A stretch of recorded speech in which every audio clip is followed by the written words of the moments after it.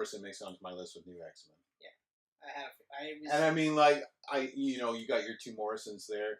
DC, obviously. Yep. For me, and I was already monthly on the X-Men. I was reading X-Men for a while. Like, I started collecting it monthly in, like, issue 70-something. Mm-hmm. And this is issue 114, where they're like... I was just going to say 114, because that's the kind of dork I am. It's number 114, and I was reading about this beforehand. That was when it was actually branded New X-Men, though. New X-Men. That's right. Like, they changed the title, they changed everything about it. That's the first time I ever saw Frank Quitely's art, too. Yeah, right. And at first I was just like... But I really warmed up to it. Like, almost really. immediately. They had all the black costumes because the X-Men movie was so huge. So here comes the black costumes for the comic book. Mm-hmm. And it was such a grounded, well-told, incredibly wacky at times run. But it was also a school. Like, it was actually a school. It was an actual school. It wasn't just a front for this mutant terrorist activity. Yeah. This was a fully functioning school open to everybody, not just mutants, primarily mutants, but everything. Wait, Wolverine was a gym teacher, for fuck's sakes. I know. I loved it. I loved so much about it. I wish Frank Quitely could have done the whole run. Oh, my but God. But at least the fillers that they had were still excellent artists. Well, I wouldn't say Jimenez was a filler. Okay, Jimenez did quite a bit. Ethan Van Sciver came on for a bit. And, yes. And then they had, I believe, Igor Cordy did a little bit. I can't remember Igor Cordy. I think he might have did a little bit, and then Van Sciver. I remember his run, and he was just getting his feet. Yeah, he was just starting to get his art style. Yeah, and I'm not a huge fan of him just because he's a huge douchebag in real life. Oh, he is. Oh yeah, he's a masterpiece. I didn't realize you met him. I haven't read. Well, read his tweets. You'll learn him real quick. Oh, okay. Yeah. Good thing he doesn't work for Disney. Yeah, I never will. I didn't realize he was a huge douche. And then they ended with Marc Silvestri coming back to the X-Men. Yeah, it was a weird arc to end it with. I kind of look past that, too. Like, to me, the end of the run was the 4 issues prior to that. When he kills Magneto. Yes. Or when Jean Grey kills Magneto. So we're introduced to Zorn, and who is Zorn? Like, the whole time we're trying to figure out who is Zorn. This Chinese Zen healer character. Yeah, they finally reveal him as Magneto. All hopped up on, what was it, N? Yeah. Is that what the drug was called? Mm-hmm. Was it N? Anyway. It was something like that. He was hopped up on drugs, so of course, like, when mutants take this drug, their powers get amplified. Yeah. So he's super powerful, but he's also fucked because he's addicted to this drug now. So he needs the drug. Mm-hmm. So because when he's off the drug, his powers start to deplete. Right. So really cool take on Magneto. Yes. We're introduced to Cassandra Nova. Oh. One of the coolest X-Men villains ever. Like, easily. When you talk about, like his last episode I mentioned that rarely can you add a character in the backstory and it works, but with Thomas Wayne they did it. Yeah. With Cassandra Nova, this is insane. Charles Xavier's twin that was so evil that he tried killing her in the womb. And then her essence, her like mental spirit, didn't die. She just found a body. And then like was it his body? No. No, it wasn't his. No, but she just found a body. And, could you imagine that? Like, first of all, that tells you how powerful he was. Shows you how powerful she is. But in the womb, for him to immediately be like, wait a minute. Nope. And they had that scene where, like, as a baby, he's wrapping the umbilical cord around her. How fucked is that? That is fucked. That's what I'm talking about, like, the wackiness, like the level. Was it Extinction Agenda? Is that what it was? E for Extinction. E for Extinction, yeah. Genosha? Gone. Yeah. And the whole Genosha stuff was incredible. Like, the giant monument to Magneto and everything. Because they're, like, worshipping their fallen god. That's right. Magneto was right. And those the shirts, whole time, I said they should have Magneto sold was that right. shirt. I said they did sell it. I owned it for years. Oh, my God. And, like, when they... Well, and it was the thing. I was like, man, I wish now they should have Cyclops was right. Yeah, yeah. You know? But fuck. Like, that was a crazy good run. And that was one of my favorite things was that, like, everybody, when they write X-Men, they write as Wolverine and the X-Men. Exactly. Yeah.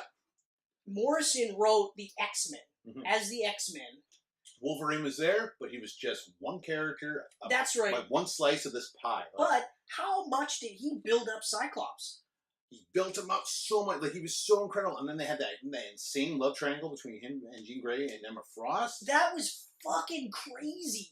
Nuts. And I didn't like it because, like, I always like my heroes to just be good guys. I know. But I mean, it gave him a human aspect. Like exactly. I didn't like it at first either because I love Cyclops and Jean Grey together. Like, the marriage issue. That's all we've ever known, right? Like, that's all we've ever known was that they were together. The animated series, they were together. Like, they're always together. So it was like... But then you get it because he's like, you're the Phoenix, like, you're so perfect, and I'm not. So that's why I was with her, and she's just like, okay, fine, whatever. Oh, man. So that was such a crazy run. And wouldn't Emma like make herself look like Jean? At one point, yeah, but he was like, don't do that. Yeah. Like immediately, like, yeah. Don't do that. I know she turns it. Oh, it was such a mature take on it. I'm amazed. Yeah.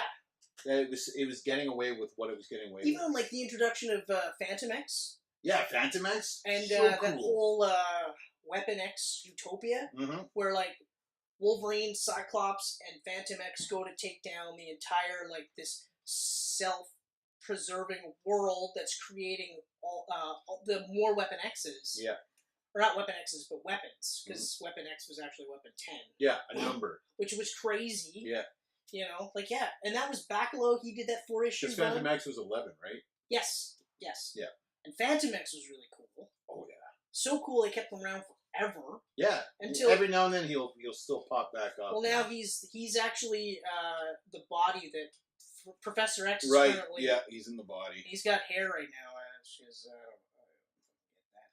Crazy sci-fi ideas mixed with... I don't know, man. I love the idea of, like, Professor X being in a wheelchair. The world's most powerful mutant. Yeah. Mental path, like, telepath, can't even walk. I think that is just a crazy juxtaposition. But yeah, that run was amazing. Yeah, because, I mean, I enjoyed X-Men. Like, they were fun adventure, like, fun issues and everything, but they're forgettable. That's right. I cannot tell you what happened in X-Men 113. No. 113 or 114 on to the end of this, I can tell you what happened after too, because it was like, oh, we're following this with Chuck Austin. I was just gonna say, was it actually followed with Chuck Austin? But it was. It was Chuck Austin. It was immediately followed by, and that's the worst run too, because you think, well, Salvador LaRocca was on fire. He's a really good artist. Awesome. Even Extreme X-Men, which was a shitty read, the art was great.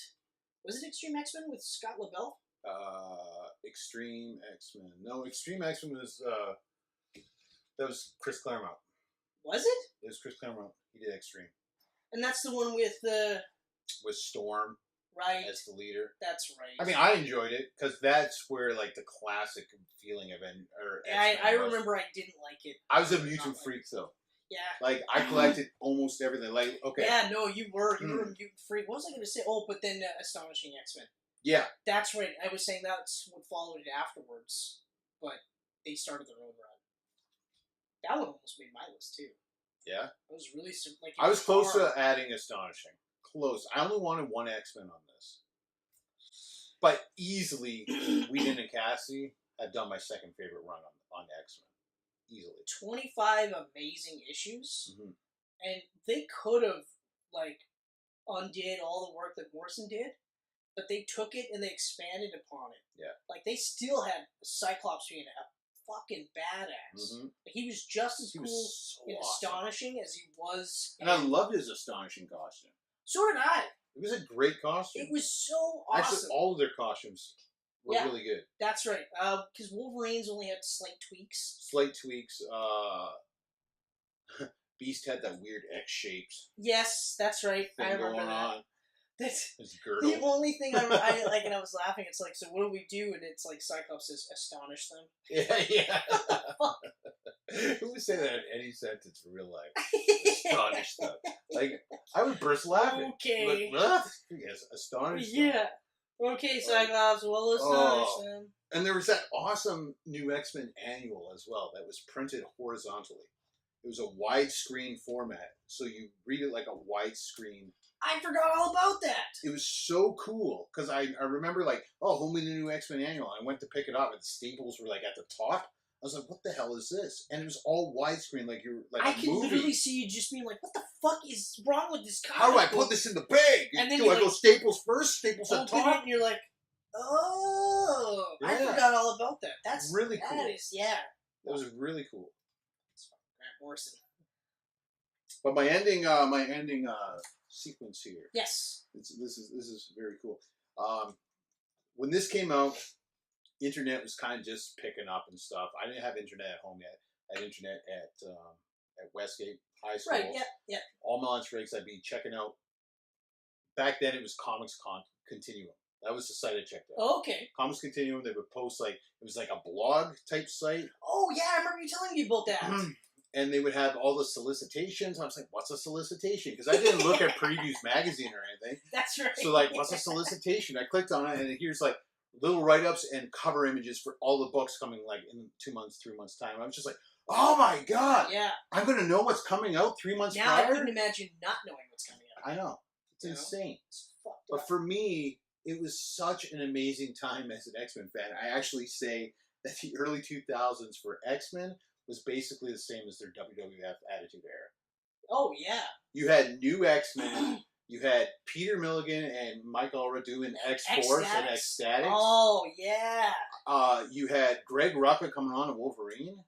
That's right. At the same time, that was huge. There's also that Agent X run. You had Agent X. Yeah, they had the Deadpool thing really going on. Good Udon, which it started off really good, and then once they got off the book, I was like, well, yeah. Still really good. I really liked it. Yeah, that was all around at the same time. I mean, Extreme X-Men was where you kind of went to get your classic X-Men taste. Because new X-Men, new X-Men, a lot of the classic X-Fans hated it. I know. Hated it. I mean, for obvious reasons. If they did something like that to like the way I looked at it was like if you watch the X-Men movies and this is your first time with ever any of these characters and you liked it, you would gravitate towards new X-Men. Oh, absolutely. Because you'd see the cover and go, oh, that's almost exactly like the movie. That's the movie. You'd look at the other ones and go, yellow spandex? Yeah. Why would I look at that shit? Then they had the Marvel Tsunami line at that same time. Yeah. Where we had awesome, there was Mystique had her own book, Emma Frost, that's New right. Mutants, Sentinel. There were so many good X-Men books. I had a huge card. Yeah, but I mean, that was list. before Marvel was bought out by Disney. Yeah. And X-Men was lucky that they were a big moneymaker. Otherwise, they would have been just like Fantastic Four and written out of history. Everyone looks at that like, oh, Fox's X-Men suck. You know what? Marvel would be gone right now if it wasn't for that movie. That movie made the X-Men huge. Yep. Oh, They were already big. They were moneymakers in the 90s with the animated series and Jim Lee and all that stuff. Oh, yeah. But that session during the early 2000s, Marvel was going bankrupt. Yeah. It was this X-Men stuff and Marvel Knights that saved their ass. Blade. Well, I mean, Blade got the foot in the door. Blade got the foot in the door, but it wasn't going to save them by any means. No, but it's one of the reasons why it helped them. I'm not Absolutely. saying absolutely. If you would have taken Blade out, it would have been harder for them. It wouldn't have been as quick. Right. But you're right, Marvel Knights, which just turned 20 3 days ago. I know, it's nuts. 20th anniversary of Blade. Watch that one. Was it some motherfuckers always trying to skate uphill? Yeah. That's the best line ever. So great. Best line ever. So yeah. Suckheads. Number 3, new X-Men. Yeah. Even though the ending is fucked, I hate that ending. As much as I love Mark. What was it called? When Tomorrow or Tomorrow's Future? Tomorrow something. Yeah. It was very weird. It almost Morrison had this idea, I want to do this little thing before I go. That could have easily just been a mini-series. Yeah, but they jumped 100 years in the future. Yeah. And Wolverine is still Wolverine. He hasn't aged really at all. Yeah. Beak is now Beak. A tank. Yeah. Beast is super white and evil and omnipotent, and it's all centered around the Phoenix eggs, and it's just yeah. It wasn't great. Especially because you had that awesome ending where Wolverine, guts Magneto, and he's overloaded by the electromagnetic force of the Earth. Jean Grey hits him with the fucking Earth to kill him, kills herself in the process. That's an amazing ending. She stayed dead. Forever. She just came back this year. I know. okay. Like, I mean, I don't really care. That's a long time to get for a comic character, though. Yeah. Well, I mean, sure, they had young Jean Grey in there to, like, tie everything over. Yeah. Like, who the fuck cares about well, that? now they're finally, like, getting to that shit. I honestly feel like that was the end, and then Morrison was going to do a miniseries, but Marvel didn't know how to fucking follow that run to keep the series going. I think that was like, could you just, we'll make this, maybe. we'll make this 151 to 154, Yeah, and then we're like, oh, okay, I guess we're getting Chuck Austin, because we don't know how to fucking finish, like, yeah, but I don't keep even, this like, going. they must have thought that was a good follow-up. How, though? I don't everyone understand. hated him. You notice how I didn't mention Uncanny X-Men on that list? Because Austin was writing it. Oh, yeah, that's right. He was the Uncanny guy. That's right. And the art was great on his run because they got like crazy freaking Japanese artists to come over and do stuff. That's right. Yeah. But yeah, it was awful. Yeah. So that's number 3. Mm-hmm. Number 2. Hold on, real quick. Just gotta remember this. Wasn't it that the Chuck Austin's big idea, a couple of big ideas, was to actually have Nightcrawler be a demon and have 2 penises? Yes. That was one of 2 them? penises, that was definitely one of them. The Zorn fake out is undone because they actually found the real Zorn. They found a real Zorn. That's right. Found a real Zorn. Yeah, you're nailing it. That's Chuck Austin. Instead of having, Nightcrawler just be the son of Mystique, and just because he's a mutant, that's how his powers, and that's how he turned out the way it was. Yeah. It was Azeroth was his dad. That's right. I don't understand why Marvel were obsessed with this guy. It's like, you got Morrison, Bendis, Miller, Austin. He did what? He nailed. He was big for a while, and then gone. And then disappeared. Gone. Like, they even got him drawing things. He actually started out doing those, like, bullshit superhero sex comics. That's how he got his start. Yes. That's right. And then brought that same sensibility to your flagship fucking titles. 2 penises on Nightcrawler. That's almost as crazy as having a celebrated writer who had, like, one of the best runs on Batman, and had, like, the long Halloween, and you put him on your Ultimates lineup, and you say, hey, man, we're going to jam you with the hot artist, Majorera. What are you going to do? Well, I'm gonna have the Blob eat Wasp, and then I'm gonna have Wanda and Pietro Maximoff fuck each other. I'm actually gonna have Wolverine see them have sex with each other. Is that cool? Yeah, sure, Jeff. That's cool. And the editor at the time clearly coked out or something. Bob Harris is probably who the editor Bob Harris? It might have been. No, it was, no, Bob Harris is old. No, it was Quesada. That's right. But that might have been Axel Alonso at the time. Who was a really bad editor-in-chief for Marvel. Yeah, he was. C.B. Cebulski, I think he's got the right idea with the way like things are looking this year. The way things are looking with Marvel is pretty cool, but I think again it's just one of those things where it's unfortunate that like the movie shit is shaping the comic book stuff. Exactly. Yeah, I'm happy to see Fantastic Four back, but they should have never left. But even X-Men being downplayed, because I don't care who you are or what you tell me, X-Men were definitely being downplayed in the comic books. Okay. Once A was X versus A or Avengers versus X-Men, after that hit, then they were all just kind of downplayed to the point where they killed off Wolverine. Yeah, I mean, Inhumans had just as many comics every month. Yeah. Because they were like, oh no, Inhumans. Everything's Inhumans now. Yeah. Fuck those guys. Fox has the rights. Fox has... Oh, we're buying the rights back? Let's have a whole bunch of X-Men comics again. And now I guarantee you will suddenly just be like, oh, the Inhumans, I mean, if a writer comes up with a good idea for the Inhumans, we'll probably have a run on them, but I mean, that's about it. The latest run, and this is hilarious. This is really funny. You're going to love this. Oh, man, I hope so. So last year, it was fuck the X-Men, Inhumans, everything. Yep. This year, it's 4 new X-Men books and a miniseries called The Death of the Inhumans. That's right. Yeah. After Disney buys Fox. Yeah, exactly. Wow. I mean, they announced a movie for Inhumans, and that was one of those ones where I'm like, that's never going to get made. Never going to get made. Never going to get made. Not happening. Well, I don't know, maybe, because the Guardians. And I said, well, that's still never going to get made. And then when they're like, well, we're going to put it into the S.H.I.E.L.D. TV show. Yeah. And I was like, yeah, it's still never going to get made.